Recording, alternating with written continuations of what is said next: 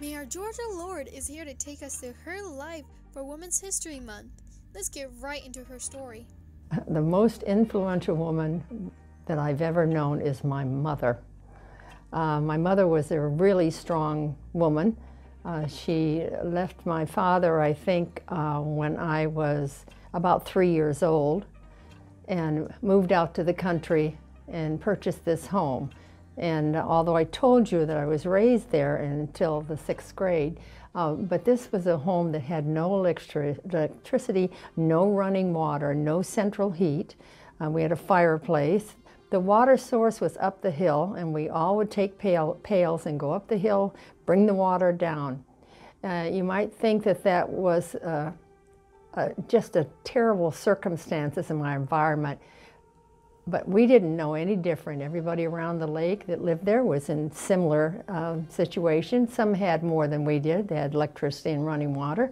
But eventually my mother was able to make improvements on the home. But I have to tell you, couldn't replace the lifestyle that I had. And sometimes I really pine that our young people don't have that experience of being out in the fresh outdoors and having to be very creative to find your own things to do. Well, I'm proud and pleased I'm the first mayor of the city of Goodyear.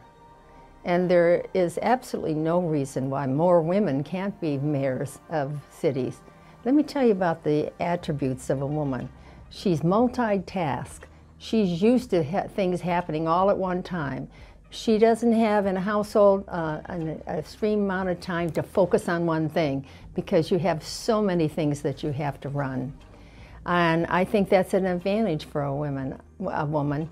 And I think the idea is sympathy, can read, because you've raised children, you can actually read the emotional and the psychological background of what they're saying and their needs. I think motherhood really helped me. But then on top of that, 30 years in the military as a military wife, I was put in situations that were difficult, that were emotional, and that I had to make good decisions in. There was no excuses not to do it. So I think that helped me a great deal. We also spent 4 years in Germany twice. When we moved to Goodyear, we were retiring. And so I spent my time on 2 tennis teams, golf, you name it, I did it. I had a great time, have great friends here. But then after a while, I was on a committee at Pebble Creek, and one of the gentlemen that sat on that committee, after being on a committee for a year and having big discussions with him, he said, you know what? I think you should learn about the city of Goodyear and government. So he recommended that I take a course, and it was a government course in learning everything about the city and the state. And it was 8 weeks, and of course you only could miss, I think, 1 class.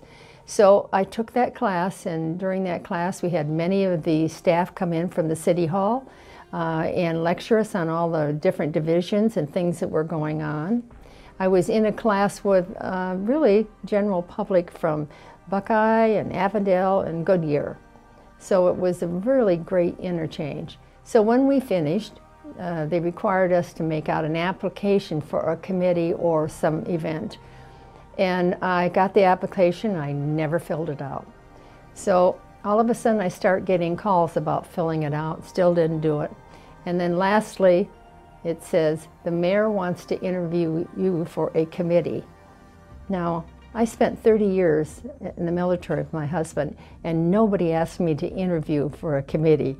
So I was very cautious about what I was getting into. I did take the interview, and it didn't start out so well. The person I was interviewing before said, you know what? I read this resume, and I wasn't impressed at all. So that's how I started. And he said, and I dropped it in the wastewater basket. So then I had to kind of pull my shoulders back and take a deep breath and finish the interview. And at the end, actually in the middle of the interview, I could see that he was trying to convince me to take this position. And what it was is the chairman to the city center to create a specific area plan for our new metropolitan area for our the city hall and the library and all of that. Very much like we're building now, but at a different location. I was on the council from 2005, and I was in my second term in 2008.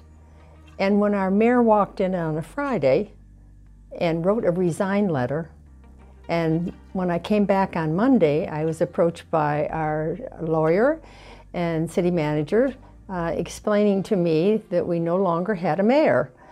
And being the vice mayor, I thought I would have been notified at some time, but I was not, so it was a surprise for me.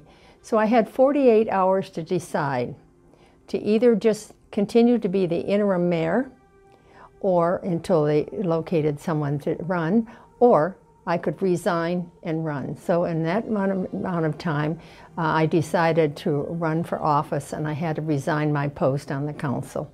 Had never, of course, done an election quite like a mayor's election, but I had been through one in 2005 and then 2008. So the advice I'd give women of this day and young people coming up, especially high school, I want you to build your confidence. I want you to know you are capable of doing whatever venture you want to, whatever career or field you want to. Take the advice as far as academic from people around you, but don't let them take away your desire. If you desire to do something, work at it, work hard at it.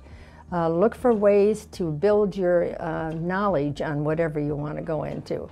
You know, for years we've been struggling.